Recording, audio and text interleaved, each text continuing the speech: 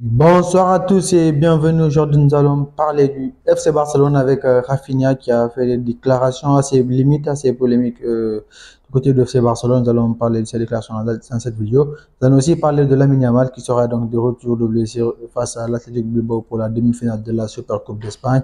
Pour finir, nous allons finir avec Neymar qui a une idée assez similaire donc à Cristiano Ronaldo concernant un certain sujet dont nous allons débattre dans cette vidéo. Pour commencer donc avec Rafinha qui a déclaré lors de la conférence de presse avant-match pour la Supercoupe d'Europe d'Espagne pardon donc qui va se jouer entre le FC Barcelone et l'Athletic de Bilbao que le cas de Daniel Mo actuellement donc ne va rassurer aucun autre joueur qui souhaite rejoindre le FC Barcelone parce que selon lui si tu sais que il y a des problèmes en fait pour que tu sois enregistré au fait au sein du club. Donc en tout cas, ça, à sa place, si c'était lui et qu'il était donc un top joueur européen dans un autre club, ça aurait du mal en fait à le convaincre de rejoindre le FC Barcelone. C'est ce genre de situation-là, cette situation qui se passe actuellement du côté du FC Barcelone. Donc c'est assez incompréhensible de la part de Rafinha, qui est le capitaine de l'équipe, qui est le gars sur lequel donc l'équipe compte sur le terrain et tout, parce que à chaque fois que, même lorsque Lamine Yamal n'est pas là, donc c'est lui qui est celui qui vraiment qui donne la voix, celui qui dirige l'équipe sur le terrain. Mais là, c'est des déclarations qui vont pas du tout plaire. Et d'ailleurs, il y a Jean Laporta qui a discuté donc avec lui après ces déclarations-là, parce que c'est assez polémique quand même. Il faut pas enfoncer le clou, il faut pas enfoncer Jean Laporta, parce que vraiment, il essaie de faire de son mieux.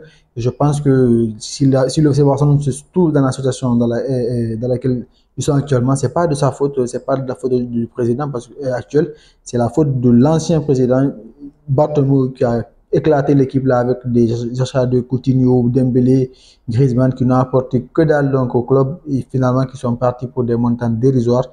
Et voilà, ce président là qu'il faut attaquer parce que c'est lui qui a fait de ce FC Barcelone là un club microbe, un club qui perd un Marseille européen en fait.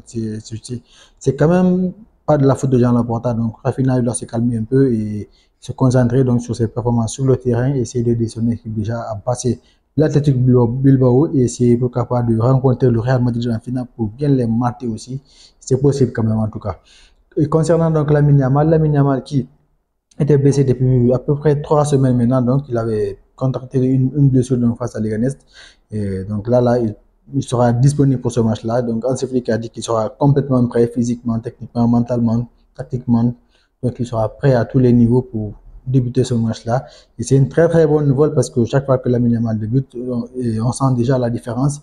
Et je pense qu'il est meilleur que Rafinha justement sur ce couloir droit-là parce que vraiment, les passes qu'il apporte, le jeu qu'il apporte, on sait que c'est du jeu de c'est un jeu de très très high level.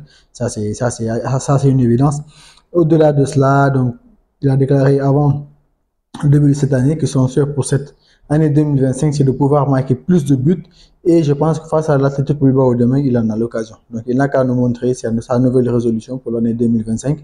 Et je pense que, voilà, on va apprécier ça demain. En ce qui concerne maintenant Neymar Junior qui a joué en Ligue 1 et lors de la remise des trophées du Globe Soccer Award, il a été honoré d'un trophée spécial donc pour l'ensemble de sa carrière. Cristiano Ronaldo avait déclaré ce jour-là que la Ligue saoudienne est meilleure que la Ligue 1. Finalement, donc c'est Neymar qui vient confirmer ces dires-là. Selon lui aussi, la Ligue saoudienne actuellement, puisqu'il a déjà joué donc en Ligue 1 française, qui connaît très bien cette ligue-là. Donc selon lui, la Ligue saoudienne est bien meilleure que la Ligue 1 parce que voilà, vraiment le niveau il est très très élevé. Il a été même surpris donc concernant donc le niveau de la Ligue saoudienne et aussi la culture, la façon dont les gens l'ont accueilli dans le pays et tout ça. Donc c'est une bonne chose, c'est une bonne image surtout pour la Ligue saoudienne et pour aussi pour l'image de la Saoudie donc en général qui doit organiser la Coupe du Monde 2034. Donc c'est quand même ils ont bien prévu leur coup avec Cristiano, avec Neymar comme ambassadeur. Je pense que vraiment ça à chaque fois ça fait des retentissements donc vraiment au niveau mondial. Donc c'est une bonne chose en soi. Si la Ligue, en tout cas moi je pense qu'avec des joueurs comme Benzema, Firmino, Neymar, Ronaldo, Mitrovic, des joueurs comme ça, donc dans une ligue, je pense que vraiment cette ligue-là doit avoir un certain, sans parler même derrière de Mahrez et tout ça, je pense que vraiment c'est une ligue où il y a un très très bon niveau de jeu. Parfois même j'ai envie de regarder leur match, je regarde, je me dis que vraiment En tout cas, ils sont beaux à voir. C'est un championnat qui est beau à regarder. Tandis que la Ligue 1, à part le Paris Saint-Germain, si on regarde les autres matchs, si ce n'est pas Monaco, je pense que vraiment, on a du mal à s'enjailler, on a du mal à avoir des artistes sur le terrain.